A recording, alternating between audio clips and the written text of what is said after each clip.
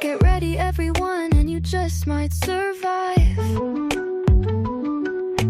Ruben and Jason are here with their X-Men deep dive. Going through all the X-books is their mission, so get ready for the learned edition. Things are getting weird in here. Ruben hopes another sword book gets announced this year. It's the Weird Dose of X, the X-Men comic show. It's the Weird Dose of X, guaranteed. It's the Weird Dose of X, guaranteed not to blow. How dare Set you! your mind. It's the Weird Dose of X, the X-Men comic show. It's the Weird Dose of X, guaranteed not to blow. Accept your mind.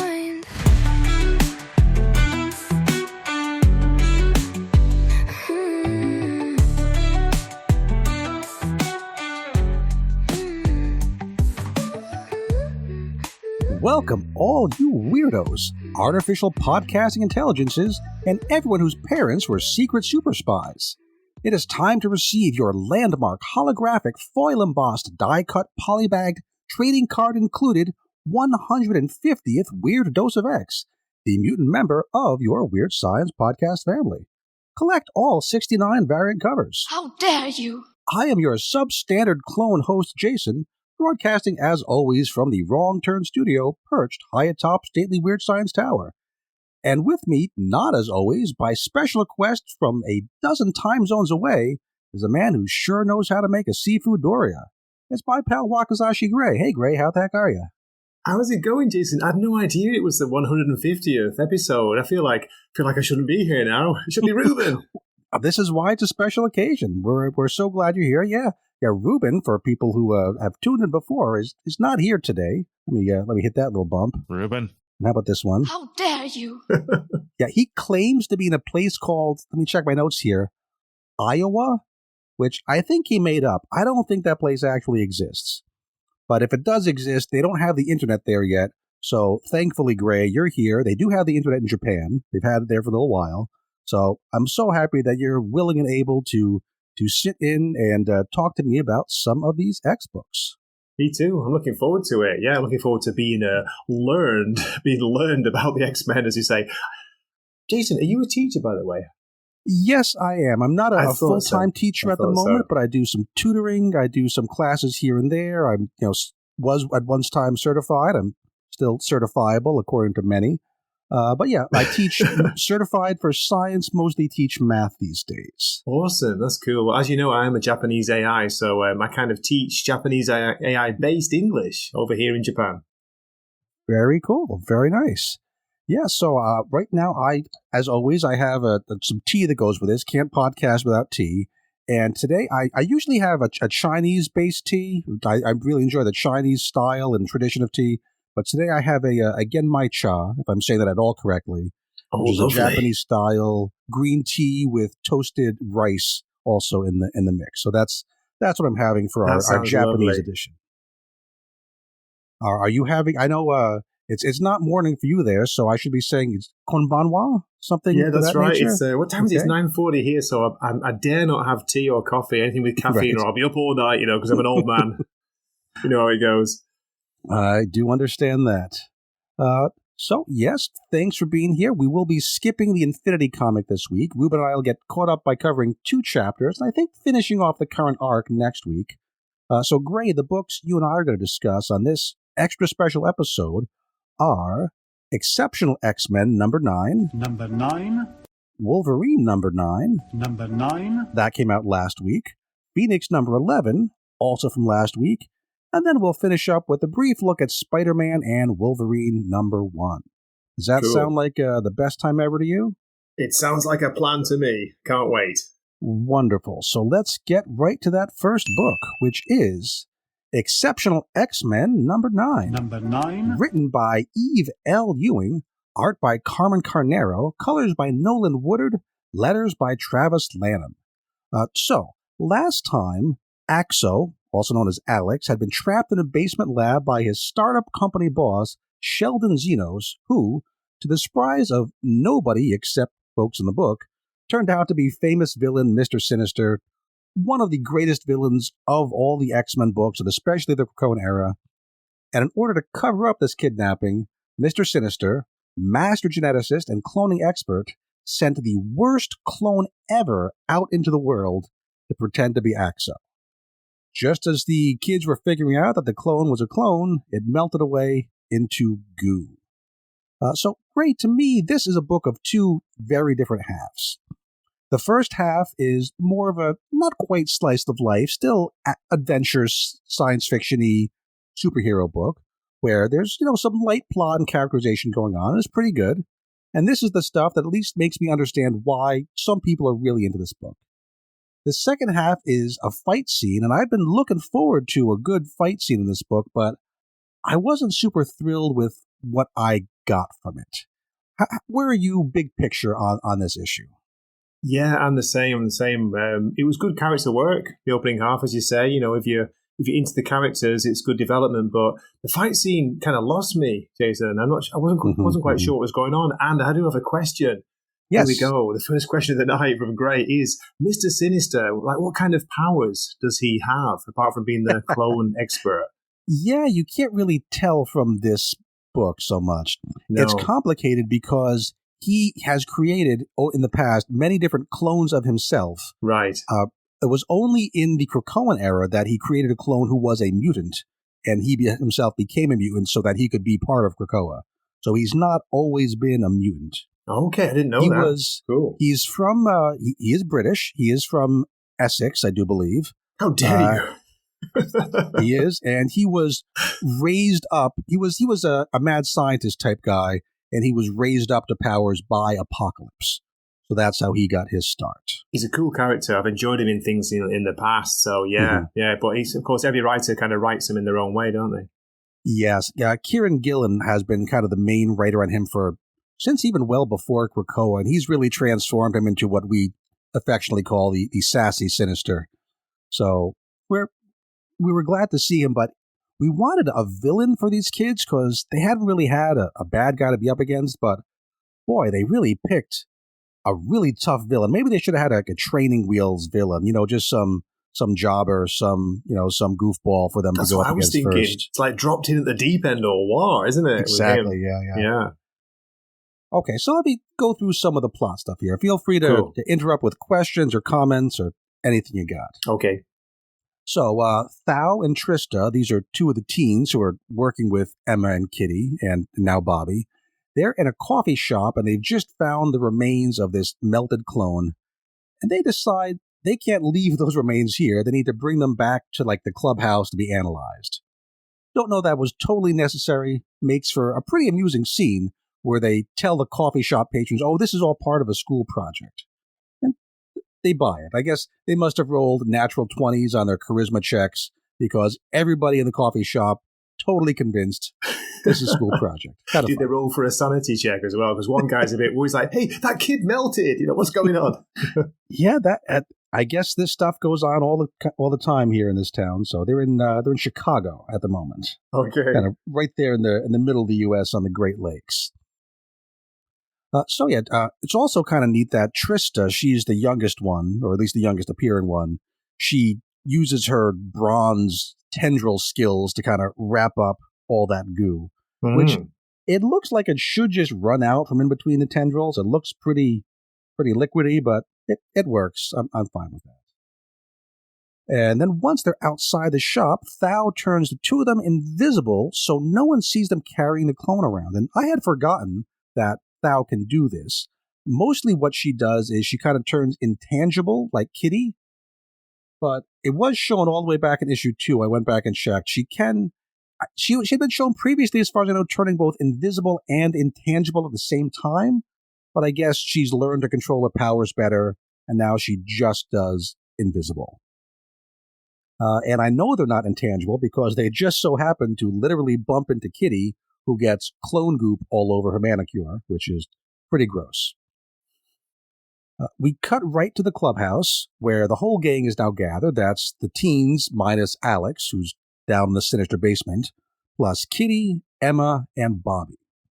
Now, Bobby initially diagnoses this Alex clone as a bad case of RLDS, which is resurrection-linked degenerative sickness. Is that a term you've come across in any of your X reading? No, it's the first time to hear that. Okay, it's been a thing in Jed McKay's adjectiveless X-Men. And really what it is, it's the excuse for them to temporarily probably nerf Magneto, where he's currently in kind of a hovering wheelchair type situation, like Professor X has often been. Yeah. And they say there that this RLDS has to do with being resurrected too many times on Krakoa, that cumulatively there were small errors that crept in.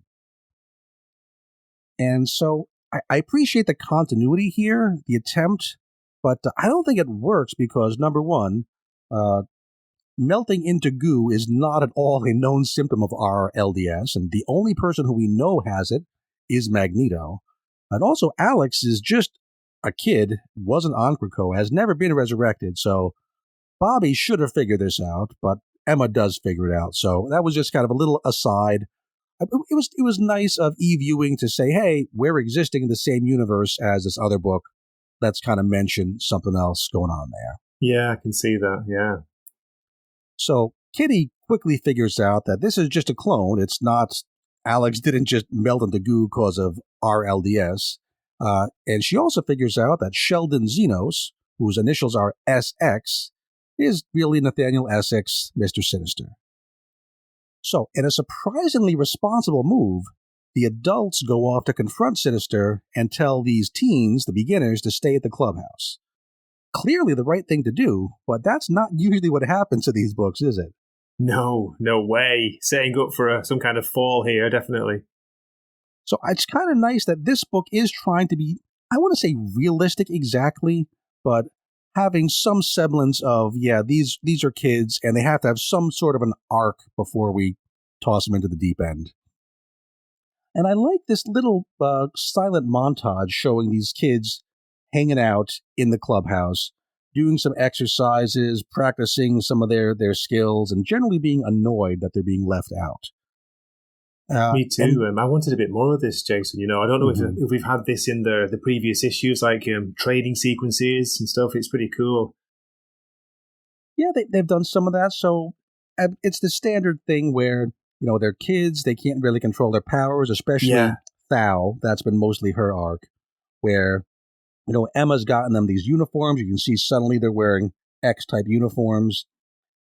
It's kind of interesting that Thao puts on the uniform first and starts working out while Trista is still kind of moping in the corner. And then later sighing on, away. Yeah. So we get the notation in the corner, sometime later, and even later, and later still. So definitely time's been passing here. I like seeing that Trista is still wearing her fuzzy green socks, even when she's hanging out there. That's, she's a little kid. It makes sense. Empty pizza boxes as well by one of the Malay's feet. True. Look at that. They've had a good time, I think, haven't they? They've had a party. Mm-hmm. So they're kind of annoyed at being left out, even though it's the right call. Yeah. And then Iceman shows up in full Iceman form, tells the girls, hey, Emma and Kitty sent him to bring the teens to the party. Which is interesting, especially when we turn the page and cut to a meanwhile at Sheldon Xenos' lab, and Bobby is there too. So clearly something's up, and I thought this was well done, fairly subtle for a comic book, where they don't call out, hey, there's two Icemans? Two Bobbies running around. They just kind of show it and let the reader figure out, something strange is here. So the grown-up Exceptional X-Men enter that lab. They see Sinister, who's, in his full Sinister form now. They begin a fight. Also see Alex all tied up with wires coming out of a helmet, which made me think of Legion, because all those wires look like Legion's crazy hair, and reminds me I'm very curious what Legion is up to right now. But that's not this book. And now, here's where the book takes a turn. I've been waiting for these characters to have a real villain in the book. And we have our first actual, villain fight scene rather than we've had, squabbles with, security guards or your basic school bully types. But this is a real old villain. But I had trouble following quite what was going on here. Was Is that me being Yeah. kind of lazy or misreading, or is it kind of a mess? No, I thought so too, but then I wasn't sure whether this is kind of new to me. I'm jumping on board, but yeah, it's hard to tell. Like, how powerful is Sinister here? I get the feeling he can be really dangerous. So surely he could take them out. But it's like Emma and I'm going to forget the name of Kitty. Are their powers combined enough, to fight back? Now, I would think that Sinister is very much a planner, a plotter. Like him off in a corner where no one knows what he's doing. That's when I think he's super Okay, dangerous. sure. Yeah. Now, physically, he's a geneticist guy who clones himself and changes bodies all the time. At the beginning of Krakoa, we saw he was hanging out somewhere where there was like dozens of versions of himself, only one of whom actually had a mutant gene, and that's the one that got to be part of Krakoa. So he can have kind of any ability that the writer wants. But yet, even in this one scene, his abilities seem to go up and down based on plot requirements. Yeah, exactly. Like, is he psychic? Can he repel psychic attacks? Is he not? Physically, he doesn't seem to have any particular powers. And I would have thought that this combination of Emma and Kitty and Bobby, who's, we've been told over and over, he is an Omega mutant. This should be a pretty quick fight. And I would have thought that the good guys would have won fairly quickly, 30 seconds. But that's not how it turns out. He's got a mean punch on him, hasn't he? Sinister, got to say, he gives Bobby a good left hook, but then you think just Bobby's just going to blast him and freeze him, surely. He tries to. He does try. He does, and I'm not quite sure why it doesn't work.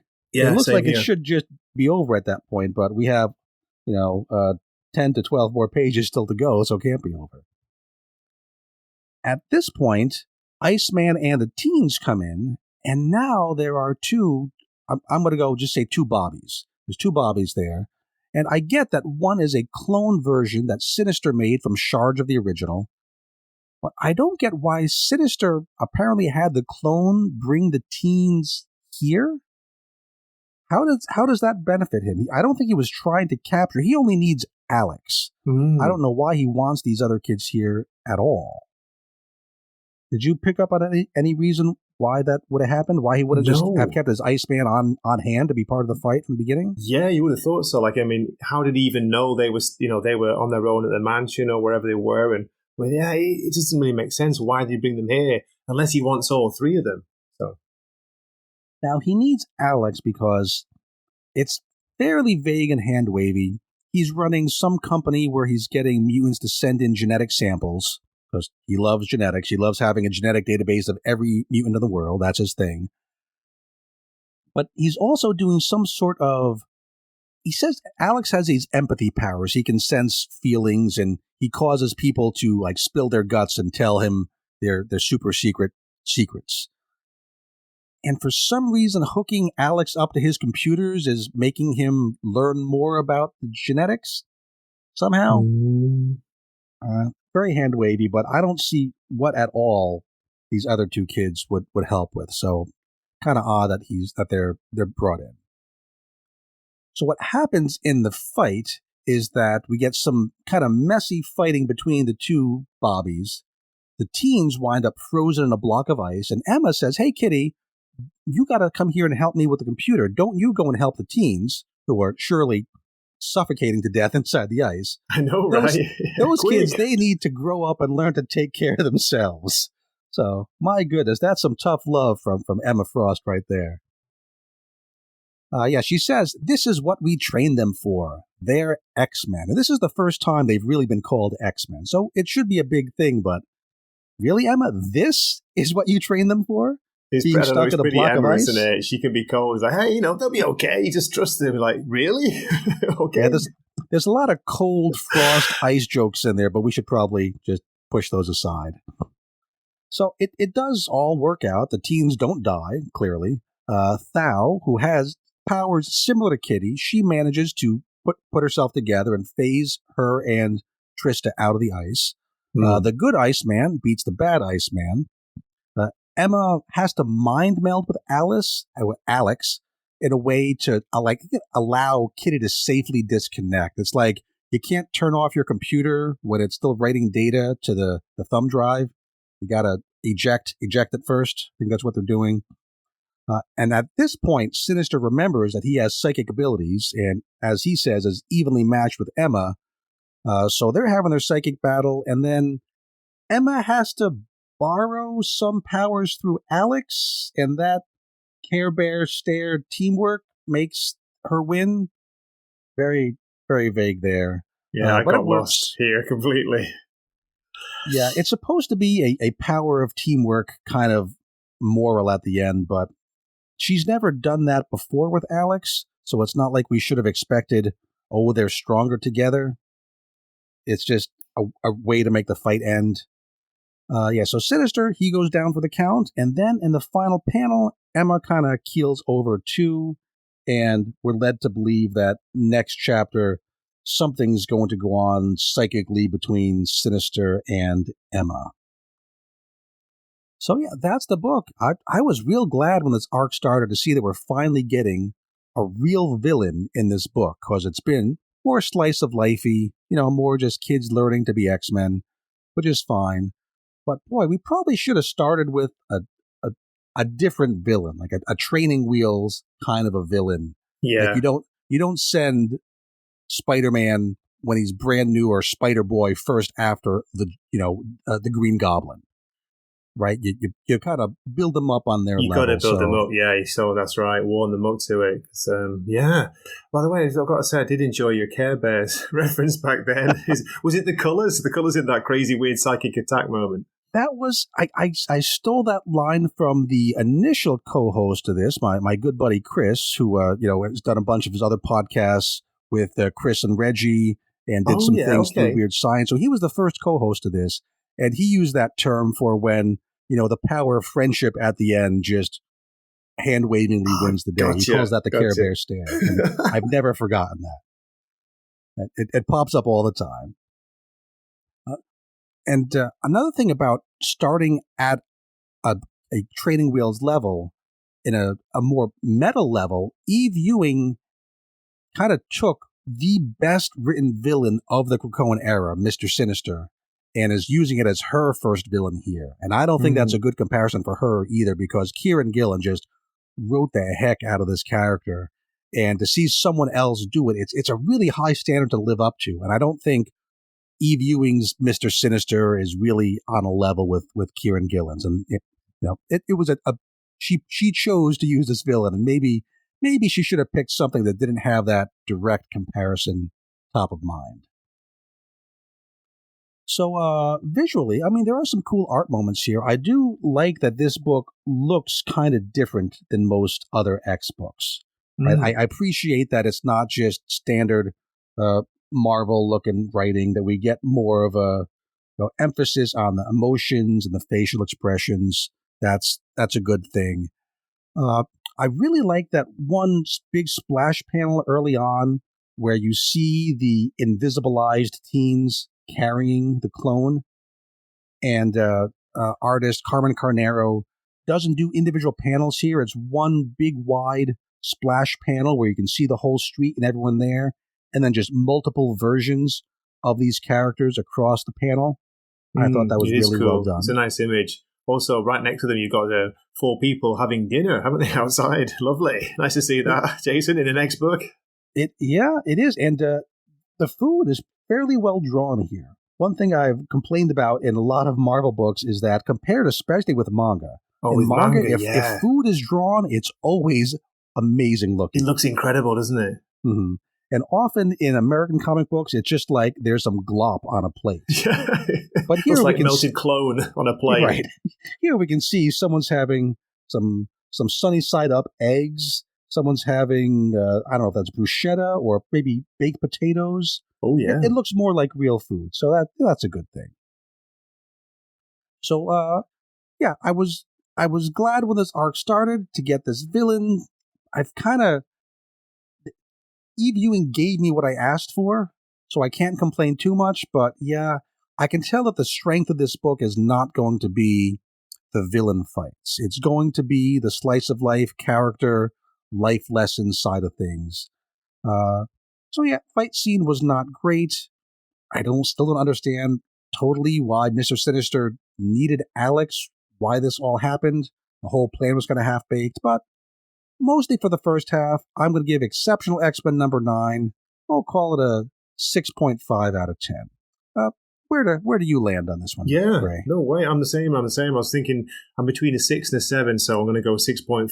I do really like Carmen Carnero's art, as you pointed out. She's good with the characters, isn't she? Some good faces, good expressions. It looks very good, but it was the flow of the story that got me. I kind of enjoyed the first half. I think I enjoyed the slice of life, more, and I wanted more scenes of them training together, just kind of like hanging out, falling out, arguing, that kind of thing. But yeah, the fight scene was a bit weird. So 6.5, I think, is it's a fairly positive 6.5. Sounds good to me. So let's leave Exceptional behind and move on to, gotta hit this button. There we go. Wolverine number 9. Legacy number 401. We just passed the big 400 issue.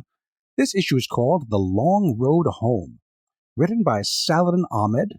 Art by Javier Pina, colors by Brian Valenza, and letters by Corey Pettit.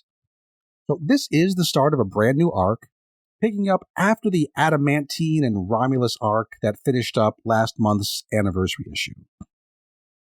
So at the end of that issue, we had Wolverine receiving a letter purporting to be from his mother, which is surprising because his mother has been dead for many decades, maybe a century, depending on how you want to read Logan's twisted history.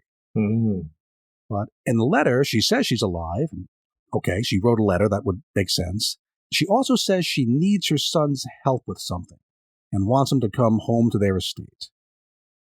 Logan's a bit skeptical from the start, as, you should be if you're Wolverine and you're in the Marvel Universe, but he heads out on his way to that ancestral home to meet up with dear old mom.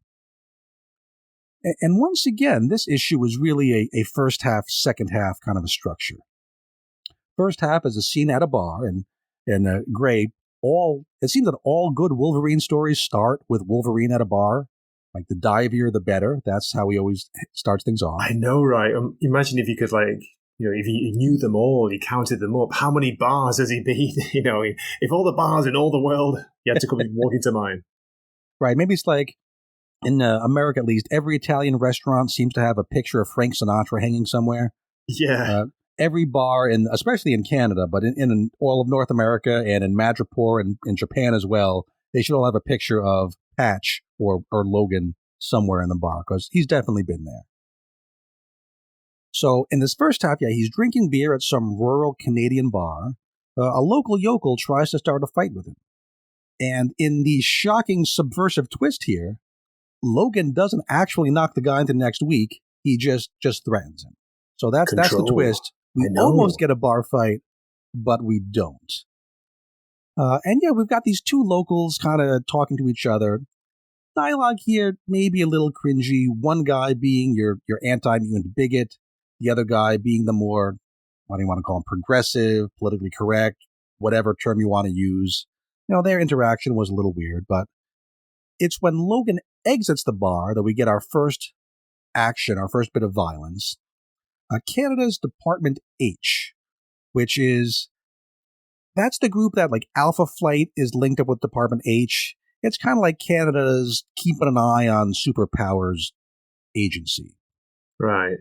They've been following him since issue 1.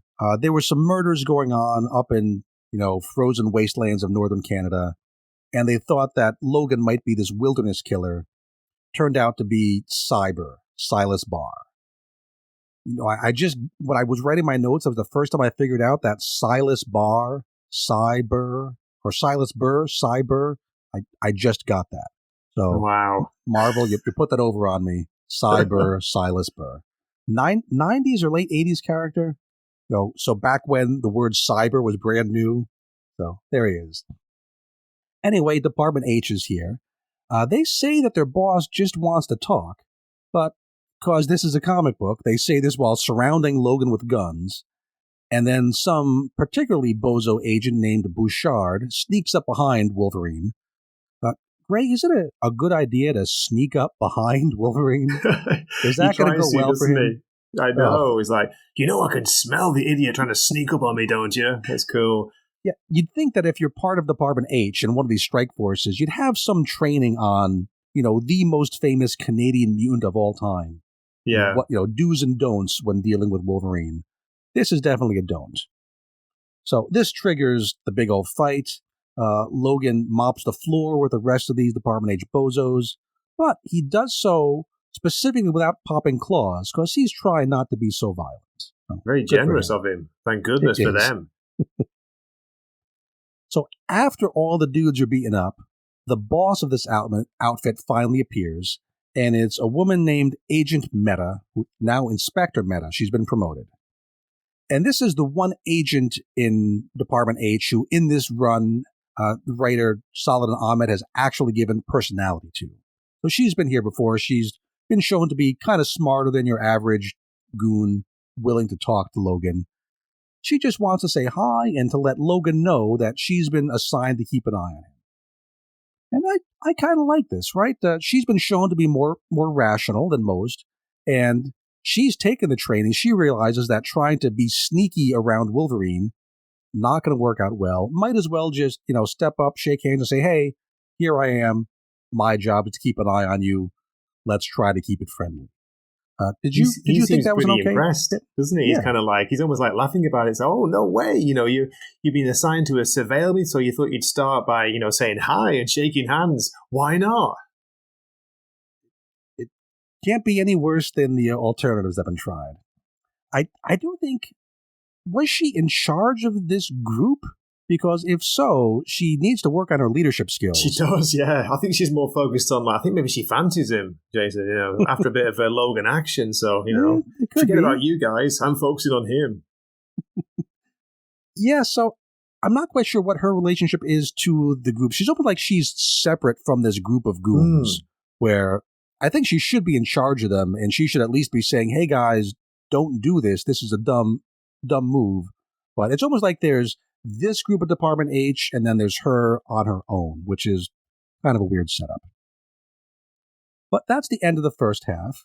Now Logan gets in a car, or a pickup truck, because it's America, or North America, and he drives the rest of the way to the old Howlett estate, just as the sun's going down, and he sees a light inside what should be an abandoned house. And if I had a light inside the Frankenstein place drop, I would play it here. I just wanted to start singing it, Jason, but I'm not going to put you through that on the podcast. As I say it out loud, I realize I should have gotten that Rocky Horror drop. That's cool. Maybe my editor, Jim, will add that in post.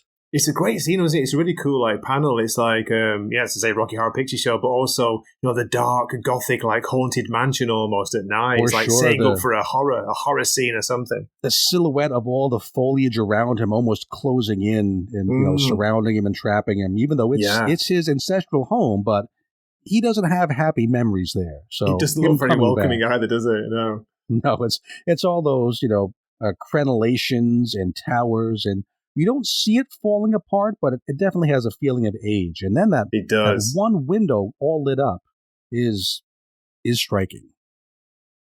So before he can contemplate the implications of why a light might be on, we need another action scene because it's Wolverine. This time he's attacked by a couple old marauder bozos who are Harpoon and Vertigo. Now, Gray, are these your favorite characters ever? You have the trading cards, and they're on your bed sheets, and all those things. My favorite bad guys or villains in this issue because I've never experienced them before, as you can probably guess. But that's quite a striking attack they kick off with, isn't it? Yeah. So he's hit with it's like a light. It looks like almost a laser harpoon. Yeah, it does. Harpoon. His full name is Kodiak No Attack, which is that real? You just made that up, didn't you? I'm probably not saying it correctly, but it's Kodiak and then Noatak. No way. So he is a mutant, and his power seems to be kind of similar to Gambit, in that he can charge up an object with energy and throw it. And in this case, it seems to be less of an explosion when it happens, and more like an energy discharge when, for instance, it just hits Logan through the back out of the blue. Yeah, it goes straight through him, doesn't it? It's like, wow. Yeah. Luckily, he has that healing factor. That works out well for him. Thank goodness. Vertigo, her real name is unknown, she's not a mutant, she is a mutate. Are you familiar with this subtle distinction in the Marvel Universe? No. So mutants specifically have the X gene. Right. They're from birth, it usually shows up and reveals itself at adolescence, but they have a gene in them that makes them mutants. You can test for the gene. You either got it or you don't. But a mutate is someone like Spider-Man, the kind of the classic, where they're born a regular human, but something happens to give them powers. They've been mutated. So, what's her name? Vertigo here. She was born in the Savage Land, and she was mutated by a character named Brainchild, who himself had been made a mutate by Magneto. So there's a whole thing that happened with Magneto and Rogue in the Savage Land. In fact, there's a flashback miniseries going on right now called Rogue in the Savage Land that takes place right at this kind of nexus of things. Yeah, that has some lovely covers, isn't it, on it? Yes, it is. Their covers are mostly what people are talking about, which is often showing Rogue and not a whole lot. Those are the Carrie Andrews covers. Yeah, we're going to talk about his art Yeah. later on, in fact. Yeah. He's going to come up again today. So the Savage Land mutates, their whole complicated Chris Claremont thing. All we need to know here is that, her name is Vertigo. She's not Count Vertigo, but she has the same basic powers as DC Count Vertigo. She causes victims to get kind of dizzy. The Vertigo works on Logan at first, but then we're told that his healing factor catches up and cancels out the effect. Now that made me think, because I guess it depends on exactly the details of how the power works, right? Yeah. Like, if it physically degrades your inner ear, then sure, a healing factor will fix that. But I had expected at first it was more of a psychic Emma Frost-ish mental deal. That's what I was thinking, yeah. But no, once his ears heal from this, he just wipes the floor with these bozos, and this fight's over very quickly. What does he do to Harpoon? It looks like he slices him in half almost. Does he kill him here? He does pop claws in this fight. He doesn't give him the same decency that he did with the Department H guys. And we see a lot of blood. We kind of see some blood on the face and definitely on Harpoon's arm. So hard to see exactly what. Okay, maybe he's just targeting his arm. Thinking that's the danger spot, isn't it? So he can't throw anymore. Yeah, could be. I guess Harpoon is left-handed, because that seems to be how he's carrying that harpoon. Oh, but then in another panel, he's definitely throwing with his. I don't even know. Maybe he's ambidextrous. When he fights Vertigo, he doesn't. I mean, he's a gentleman, right? He doesn't pop claws against Vertigo. He just punches her in the face, which, fair enough. She is trying to kill him.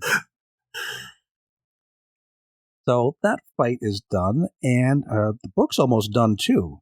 Logan catches a scent in the air, a scent of someone familiar to him, someone who actually Wolverine killed almost exactly a year ago in real-world publication time. This is the scent of Victor Creed, a.k.a. Sabretooth.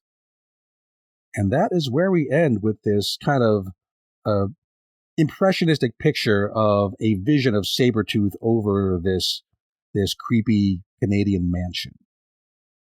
So, what do we think of Sabretooth being back? He doesn't know how to stay dead, as it says in the final narration box. It's strange because the one you're talking about where he was killed, was that the miniseries where Sabretooth had taken out Logan's son? Yes. Was that a different one? It was. I don't know if it was a miniseries. It was part of the Wolverine main title that Ben Percy was doing towards the end of Krakoa. Okay, yeah. So it was called the Death of Wolverine. That's right, yeah. And it does feel very soon for Sabretooth to be back already. I mean, we knew, of course, he's not going to be dead forever, but we only had 8 issues of Wolverine in between his death and his return, which doesn't seem like enough. I wonder if, maybe total speculation here, if Saladin Ahmed was told, "Oh, your book's not doing as well as we'd like, go for the big name, bring Sabretooth back already." Maybe that'll pop sales a little bit. So yeah, maybe that's what Eve Ewing's doing in Exceptional. Bringing in Mr. Sinister, similar ploy. Very, very well could be. Again, I have no inside information, but it does feel like there's so many bad guys that Wolverine can be up against. Yeah. And we used a few of them in that adamantine first arc, which kind of petered out. So, yeah, now they're going for Sabretooth, and they don't specifically say that Mom's not really alive, not in black and white, but that seems to be certainly the implication that it was just a ruse by Sabretooth who somehow got... I think Logan caught what he thought was the scent of his mother at the end of last issue, so somehow Sabretooth was able to replicate that. And I'm pretty sure we're going to find out that, yeah, Mom's not actually here. We need, Return of the Jedi, Admiral Akbar clip, don't we? It's a trap! It is definitely, has to be a trap. And yeah, Sabretooth's always tried to trap Wolverine, so I'm hoping there's a twist here that makes it more than just a story we've seen a million times. These two Marauder-related bozos early on, maybe that's a clue of something bigger than just Sabretooth trying to be a pain in the ass to Logan, but we'll have to wait for a month to find out what that's about. But yeah, as an issue of Wolverine, it did what it needed to do, right? We get Wolverine has some beers, gets into some fights, some nice character moments there with Agent Meta. Agent Meta is not as good as Jeff Bannister, who was like Logan's main human contact in the Ben Percy run. He was the guy who looked like the dude for the Big Lebowski. But, yeah. Remember him? That's right. He was cool. I liked him a lot. Agent Meta's not quite there yet, but she has potential. She's smarter than most people who are going after Wolverine, which is nice. It's not particularly inspired. It gets the job done. If you're a Wolverine fan and just want to pick up an issue and see Wolverine do Wolverine things, it gets that job done. Which for me means I'm going to give Wolverine number 9 a perfectly serviceable, if uninspired, 7 out of 10. How about you there, Gray? Yeah, as you say, it's pretty basic. I'm not that familiar with the character, though I've read quite a few of Benjamin Percy's, Wolverine comics. It does what it says on the tin, doesn't it? You get what you need. So I'm going to go 6.5 again, Jason. I'm a little bit lower than you. I wanted more. I wanted a bit more Logan, like maybe backstory. I wanted more of the mystery developing, but it doesn't really advance it, does it? It just gets to the house and that's it.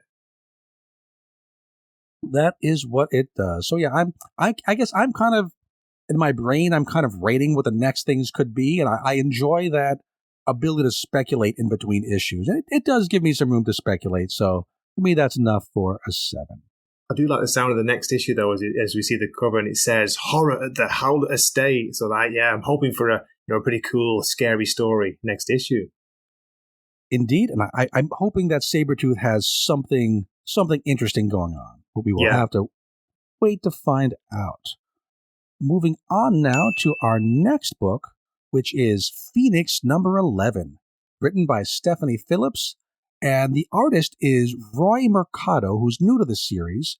Seems pretty new to Marvel, too. It looks like his only previous Marvel work was an issue of Venom War: Deadpool from late 2024. Okay. The art here is a bit more standard Marvel than we've been getting from artist Alessandro Miracolo. Maybe that's because there's a lot less cosmic-y stuff going on in this issue versus the last one. Maybe Mercado is going to show his cosmic chops coming up in the next ones. I thought it was pretty basic, not much work in the background, but that seems to be happening a lot, doesn't it, these days? And it was a bit of a step down to me from the previous artist. Yeah, the faces are very angular, seems to have a fairly narrow range of emotions that just kind of repeat. It's not awful, but yeah, it's not a reason to buy this. No, it's not awful. This it's just kind of serviceable, isn't it? Yeah, like for some previous issues, you could say, oh, even if you don't like the story, you could buy, if you just love good cosmic art, just buy the book and look at the pretty pictures. I don't think the art currently is its own distinct draw, but I get it. It tells the story all right. I was reading this, by the way, back in the beginning of the cosmic story, and I was enjoying it, although there was some kind of weird controversy about the artist maybe doing some tracing, but, whatever. Yeah, I liked it. I liked some his swipes style. going on early on. Yeah. So Anyway, yeah. Okay, let me Let's finish talk up about the the issue. credits here. Yeah. Colors by Java Tartaglia, who's also new to the book, taking over from David Curiel, and letters by Corey Pettit. No change there. Okay, that's credits. So we have, in a surprising coincidence that maybe editorial should have caught, we have another "a dead relative is still alive" maybe plot line, just like Wolverine. Yeah. In this book, it's Jean's long-dead sister, Sarah. Now, Gray, are you at all familiar with who Sarah is and her place in X-Men history? I didn't even know Jean had a sister, or a passed away sister. So Yeah, so she has been in the books before, but mostly she's kind of like a Gwen Stacy in that she's mostly known for being dead. Once upon a time, during the period when Jean Grey was dead, following Dark Phoenix, Chris Claremont's intent was for Sarah to be revealed to be a mutant, and for Sarah, Sister Sarah, to join the X-Men, replacing Jean. Oh, no way. Yes, that was his plan, and his plan was for her to have the ability to sense and possibly activate latent mutant powers, which is what happened in this book. But then back in whatever that year was following Dark Phoenix, over Claremont's objections, they decided to bring Jean Grey back. And so his plans for Sarah were pushed aside. Sarah was killed off-panel, was said to have been murdered by anti-mutant fanatics, had her body absorbed by the Phalanx, because it was the 90s and things like that happened. Goodness. So it's one of those where, yeah, you'd think that it's hard to resurrect somebody when they've been absorbed by the Phalanx, but You think so, yeah. at the end of the last issue, somebody claiming to be Sarah contacted Jean psychically.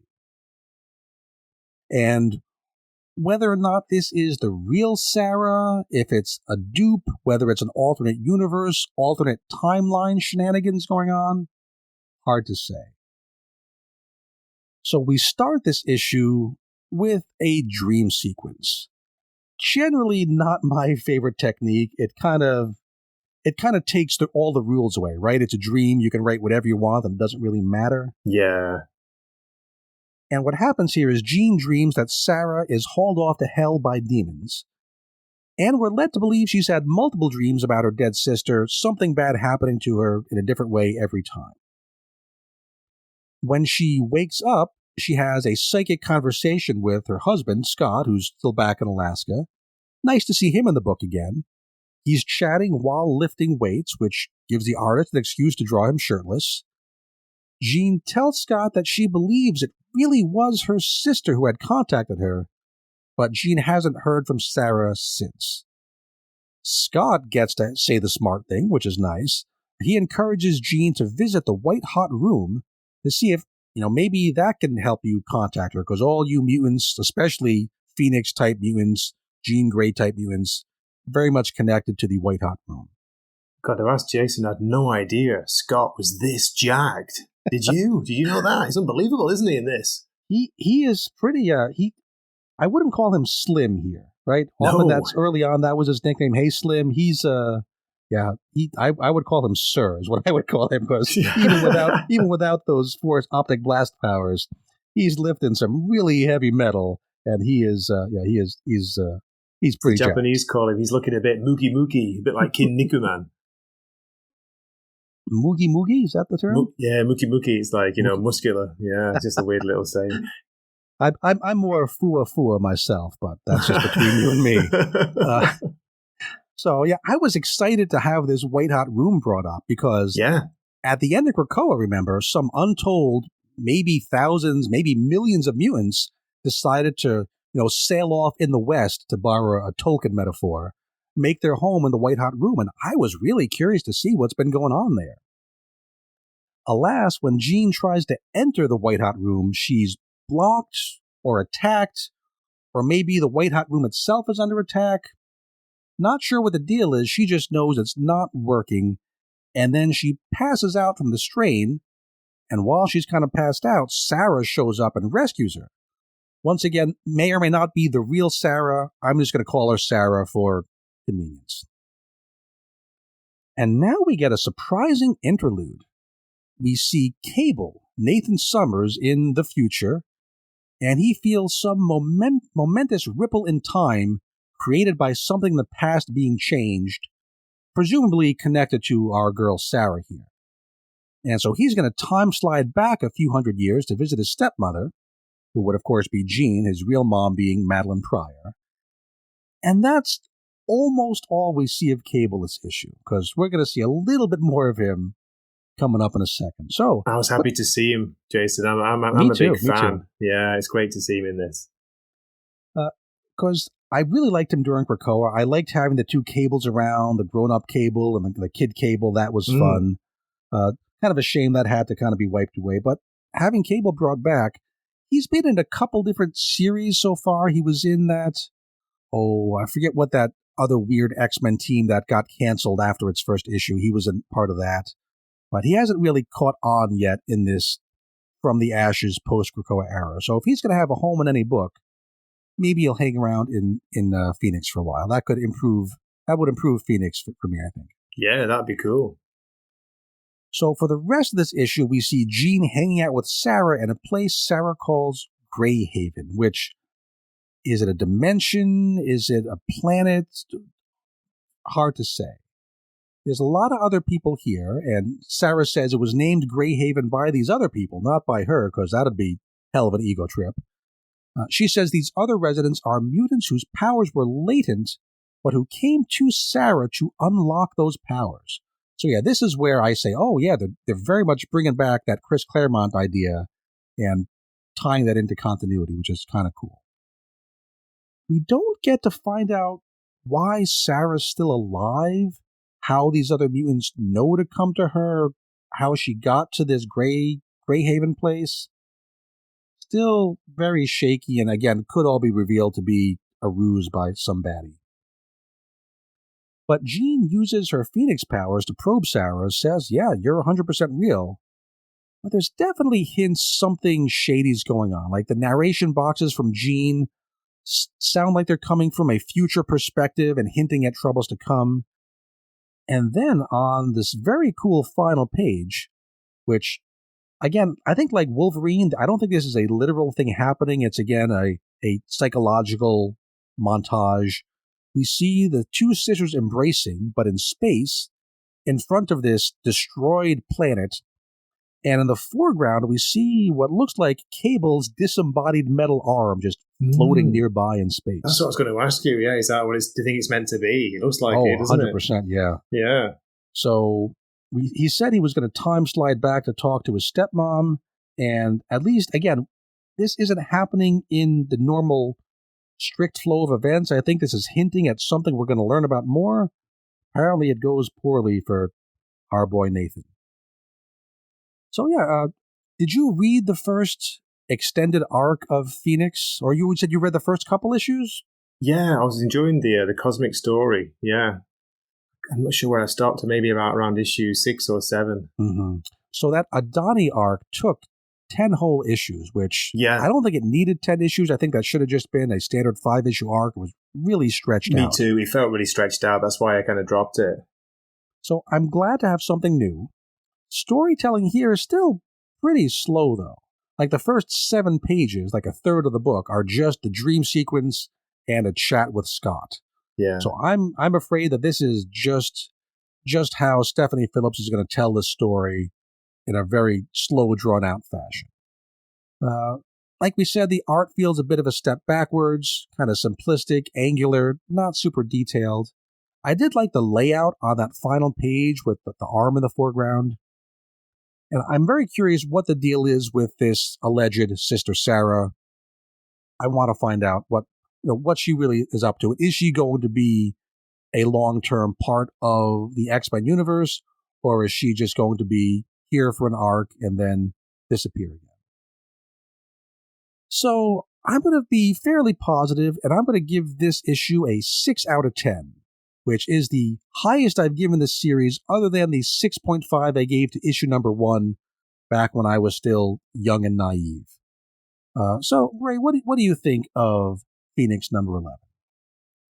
I'm the same as you. I was like, I'm around a 5.5, but because of the Cable's inclusion, it put it up a point for me, so I'm 6 out of 10 too. not enough happened for me. It's a very kind of basic story, as you've already said. And the art, well, some of it's good. Some of the faces are okay. They all look kind of similar. The ladies look similar. Well, I guess they're sisters, you could say that, couldn't you? But and not enough detail in the background. Though there is one nice kind of full page of Jean Grey when she first enters. Is it the white hot room? And she seems to have lost her clothes. What's going on there, Jason? That does happen sometimes with Jean in these books, doesn't it? Crazy how that works out. So 6 out of 10. Very, very fair. Let's hope that Sarah turns out to be something interesting. I hope so. Yeah, that by introducing a kind of not a new character, but a new to the recent continuity character, and developing the character, not just having it be, it was Mr. Sinister in disguise, something like that. Right. Again, I do appreciate that meta level of taking this old Chris Claremont idea that was rejected and putting it into continuity now and saying, well, now what's going to happen? That's a fun thing to talk about.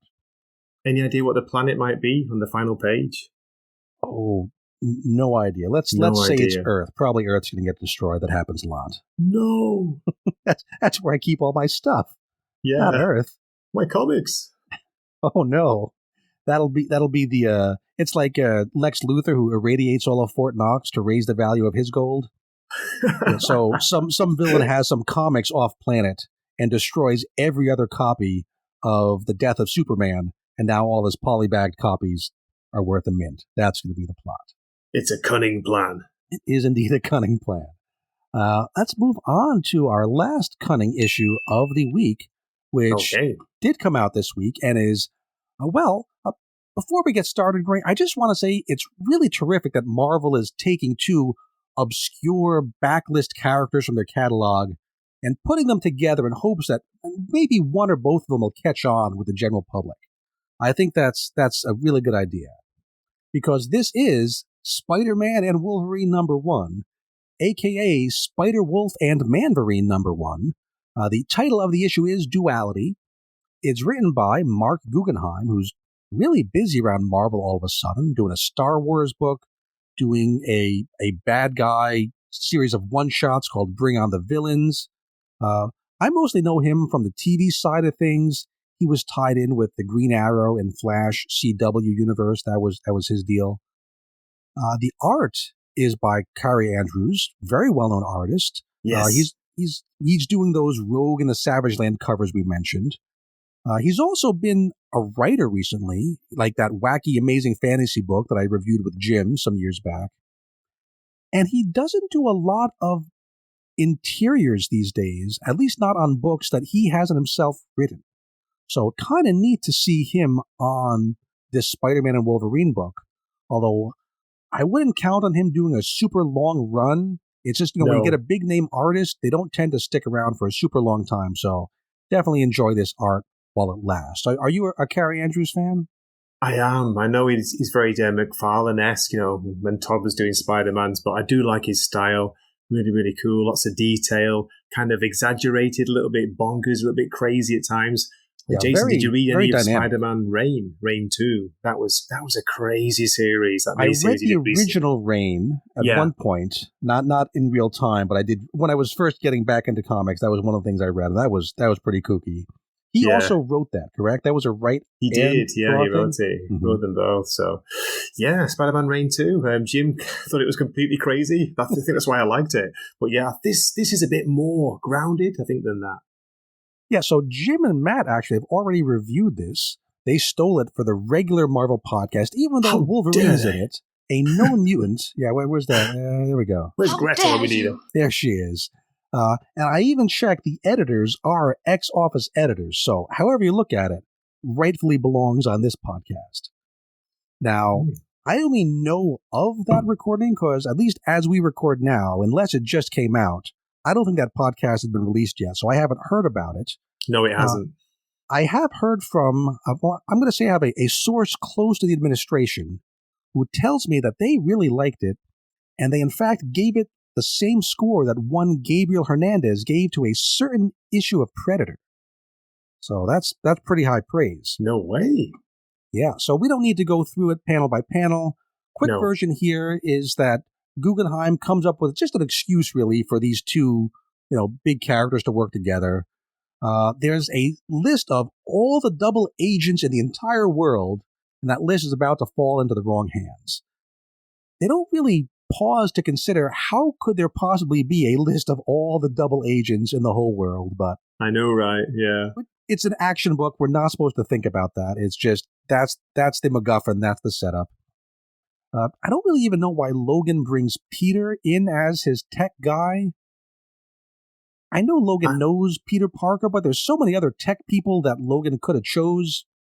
Not really motivated why it has to be weird. Spider-Man. Yeah, I didn't get that either way. He just kind of like pulls up on his bike. He's awesome, Harley. And he's like, come on, you're coming with me. Yeah, and it does give an excuse. This is, continuity-wise, it's kind of vaguely tied in with Spider-Man continuity, not at all tied in with X-Men and Wolverine continuity, because the extent of that Spider-Man continuity is he's on a date with Shay, his current kind of vague, blank slate MJ replacement girlfriend at the moment. And they do the classic thing of, he always has to leave when he's on a date, right? Standard scene. It's done fairly well. So they go off, they fight some bad guys, they get dosed with Mephisto gas, they relive each other's greatest hits. And this to me is the reason this issue exists. This is a fun sequence. It is. Did you enjoy seeing like Logan bursting up out of a grave a la Kraven's Last Hunt? Spidey getting the Weapon X treatment. I thought that was just fun. I did, yeah. That's it. That's the word for this book. It was so much fun, and I think it looks awesome. If you like his style, you like Andrew's style, I think you'll really enjoy it. Yeah, it is. It's a good time. Carrie Andrews just draws the heck out of it. Like you say, it's exaggerated. It's very dynamic. It feels big and powerful and not 90s in a caricature kind of way, but 90s in the sense of that energy, that physicality, which is the good part of the 90s for me. He does draw the most muscle-bound Spider-Man I have ever seen. Speaking of, muscle-bound dudes with their shirts off. I usually think of Spidey as being, certainly very strong because of the spider bite, but, a slim build, more of a gymnast than a weightlifter. And maybe it's because he's half Logan in some of these scenes too. But even when he's in his full-on costume, he looks beefier than usual, which is again fine artistic choice. I do think my favorite small bit is the homage to the Ditko Amazing Spider-Man number 33, the one where Spidey's being crushed under the rubble as the water pours down upon him, and we see a Logan version of that just in like one corner of one montage page. That's fun. It is cool. Yeah, he's holding it up, isn't he? And we also see a version of Spidey on the cross, the big classic cross. Yeah, the cover. Oh my goodness! But yeah, seeing Logan coming up out of the Kraven the Hunter grave, that's fun. Spidey with the Weapon X helmet on, very fun. It's crazy. It's a crazy scene. I think it's excused by Carrie Andrews to draw Peter kind of half naked. He seems to enjoy doing that, doesn't he, in his books? I guess so. And again, I do think that this must have been the original idea, right? That's what the rest of the book is structured around, an excuse for them to be in each other's greatest hits, which is a better excuse for a miniseries than most other things Marvel does these days, so I'm fine. Now, the big reveal at the end is when Peter, who's the tech guy here, he's hacking into a computer trying to get that double agent file. He sees a video showing that back in the day, Logan himself was one of these double agents, and Logan himself seems to have been connected, maybe responsible for the deaths of Peter's parents, these super spies Richard and Mary Parker. So that's a hell of a thing to finish. I know, that's a crazy drop, isn't it? A crazy reveal. Yeah, I couldn't believe it. Now, what do you think of the basic idea of Peter's parents being, they were spies actually, which is a retcon that happened, I don't know, some decades after Spider-Man was created? Yeah, I've never really, heard their origin story, just that they died in a plane crash. That's all I've ever heard. I didn't know they were secret agents on a Cairo operation here. Black Jacks. It looks pretty awesome, doesn't it? Yeah. Look at Mary. Look at that high kick, Jason. Yeah, she's, luckily that dress is just strategically covering up just enough to get this past the Comics Code Authority or whatever passes for it these days. So their deal is, it's gone back and forth a couple times. Because, of course, originally, and I like it best when Peter is just your very standard, everyday, nerdy New York City high school student. Yeah, Right? me Nobody too. special until the spider. To me, that's the core of the character. And making him special before that almost detracts from that core. It does. It's a mistake. So it's gone back and forth. At one point, his parents were shown to be alive again. Like, oh, they're back, and they're meeting with Peter, and he's taking them sightseeing around town. And whether it was always meant to be this, or whether it was then re-retconned, those were shown to be LMDs, the life model decoys created by the Chameleon. So they were dead, they were alive, they were dead. Now, if you're curious to see, I think the first time that Logan and the Parker parents were shown together on panel, there's a series called Untold Tales of Spider-Man. Did you ever hear of that series?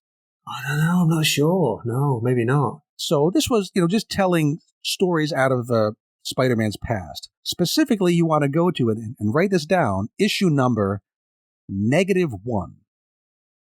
Yep, -1. For 1 month in 1997, Marvel published issues number -1 for like 20 or so titles, showing flashbacks to before they were who they were. Which I think mostly has just given nerds decades worth of arguments about where do you file issue -1? Right? Because chronologically, like it would be between issues 26 and 27 or something, but the numbers, do you put it before issue 1? If there's an issue 0, do you put it before that? Oh, nerds have argued forever about that. I'm sure Chris could probably do a whole episode on filing these issues. I'm a digital guy, so I don't care where to file. So, big picture, I like that this is not super tied to continuity. Yeah, we got Shay here, but you could call her MJ. It doesn't matter at all. Omega Red is running around here being a bad guy, which is kind of weird because last we saw he was a prisoner at Greymalkin. But once again, continuity, not a very big thing here. This is an action-packed, art-driven series, and it does what it sets out to do. I'm glad to see this cool art of these wonderful characters getting to play out each other's famous scenes. And so, yeah, if a bit of silliness is what it takes to get Carrie Andrews to draw Spider Wolverine fighting Magneto, I'm okay with that. So I'm going to give this an 8.3 out of 10. Pretty darn good book. How about you, my friend? I loved it, really enjoyed it. My score is an 8.5, so just a little bit more positive than you. It's just so much fun, Jason. Really good to have a Spider-Man and Wolverine book together. Yeah, you can argue that, oh, come on, they're just doing it to get the money, but it's so well written, I think, by Guggenheim. Yeah. The greatest hits thing, yeah, that's been done before, but I think it's pretty inventive. I like it. I'm just not sure how they're going to play the parents angle. Did Logan have something to do with their deaths? That'd be crazy. And the thing with Logan is you can make him have done anything because over the years he's had his brain messed with, he's been mind controlled, he's been under all sorts of influences and blackmail, so he could have done this and not even remember it, and it's fine. I'm pretty sure he's not going to be revealed to be the actual murderer, but you can certainly bring up the possibility and not have people dismiss it as nonsense. Okay, that was Spidey Wolverine #1, and that was the last book we had to talk about, Craig. Hey, we did it. We got through everything. Wonderful. We made it. That's fantastic. So, before we wrap up, I want to mention that as I was preparing my notes for this week's podcast, that's when I saw the news that writer Peter David had just passed away. He was best known for titles like Hulk, Spider-Man, Aquaman over at DC, but he also made his mark on the X-World. Specifically, he wrote more issues of X-Factor than any other writer. So my recommended reading for this week is take a look at X-Factor Volume 3. Started in 2005, ran for over 100 issues. Now that includes reverting to legacy numbering halfway through, so don't get confused by that. He wrote 100 issues in a row, which is a hell of a thing these days. This is the X-Factor team that featured Jamie Madrox and Layla Miller running X-Factor investigations. Some cool stuff in there. So Thank you, Peter Davis, for some good stories. Everybody, check that out. Gray, do you have anything you recommend our loyal listeners read or watch? Yeah, unfortunately, it's not Peter David related, and so sorry to hear that news. Yeah, that was really sad. And it's not even X-Men related, but it is Marvel, Jason. Okay. Coming out, as I say, this week as I'm recording this, so coming out on Wednesday, which will be the 28th, I think. That sounds right. Yeah, Daredevil Cold Day in Hell, issue 2. It's written by Charles Soule. It's got incredible art by Steve McNiven. It's doing a basically Old Man Logan, Old Man Wolverine version of Daredevil. That's quite the creative team, yeah. Yeah, and it looks gorgeous. I love the first issue.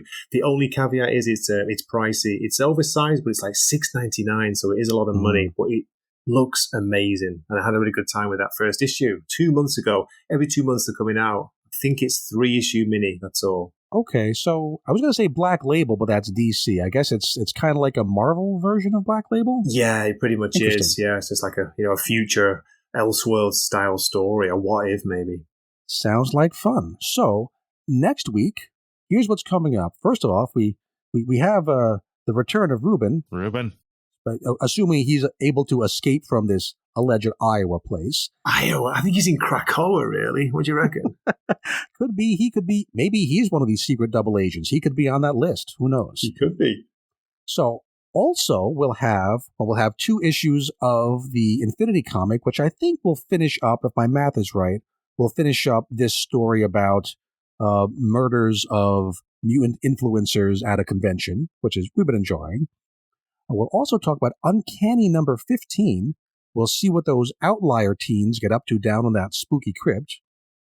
We'll have Giant Size X-Men number 1. No, not that one, a new one. This kicks off that series of one-shots celebrating the anniversary of the original Giant Size X-Men. And we get Kamala Khan in it. So, a little nervous about where that's going, but keep it an open mind. We also have Magic number 5, where Magic, I'm sure, is going to try to close another seal or something and try to not let out the Dark Child. Hasn't been my favorite book. Last issue was kind of unintentionally funny. We'll see where that goes. And that's what I have to talk about. Gray, once again, thank you so much for joining us this week. I'm happy to get to talk to you for real. We've chatted over text and the Slack and things, but this is our first time actually conversing, and I've had a great time, so thank you so much. Me too. It's been a blast. I'm glad I could help out. It worked out perfectly with the time, even with its crazy time difference. Wonderful. And you want to, I'm sure people have heard you talk about before. You've been on a lot of these shows lately. You want to plug anything else that folks should make sure to tune into? No, just maybe the Marvel podcast, the regular one, the Weird Science Marvel podcast, because me and Jim have been doing a few books on there recently. That's been a lot of fun. Yeah, I'm just wanted to ask you, Jason, are you guys not covering the Cable Love and Chrome? That's out, isn't it, next week as well? It's issue 5, and I've been quite enjoying that. Okay, it's a very almost 2000 AD kind of sci-fi, style story to it. We talked about the first one. We didn't really cotton to it very much. Maybe it finishes up next week. Is that correct? Is that the last one? I think so. I think it's the last one. Yeah, I'm just double checking now. So maybe if it's done, maybe we'll do a quick wrap up on what we thought of the overall series. But yeah, that was when there was like a love story with like a lady version of Cable. Yeah, and there was it Katey? Was that the name of the villain? Some insect name was the villain. So yeah, I'll probably get caught up on that, but I have not been keeping up with that month to month. Nothing amazing, but I kind of enjoyed it. It's been quite fun. So yeah. Okay, well we'll take that as another recommended reading. Very good, thank you. Okay, so let's wrap this up for real. I always have a hard time ending these things, so I'll just throw to you, Gray, and say, hey, what do you think our loyal listeners can do until our next episode comes out? The most important thing to do is keep on reading comics, keep enjoying these X-Men comics, and we'll hope we're giving you more reasons to read more X-Men. Get ready, everyone, and you just might survive. Ruben and Jason are here with their X-Men deep dive. Going through all the X-books is their mission, so get ready for the Learned edition. Things are getting weird in here. Ruben hopes another sword book gets announced this year. It's the Ruben? Weird Dose of X, the X-Men comic show. It's the Weird Dose of X, guaranteed. It's the Weird Dose of X, guaranteed not to blow. Except Learned your mind. edition. It's the Weird Dose of X, the X-Men comic show. It's the Weird Dose of X, guaranteed not to blow. Except your mind.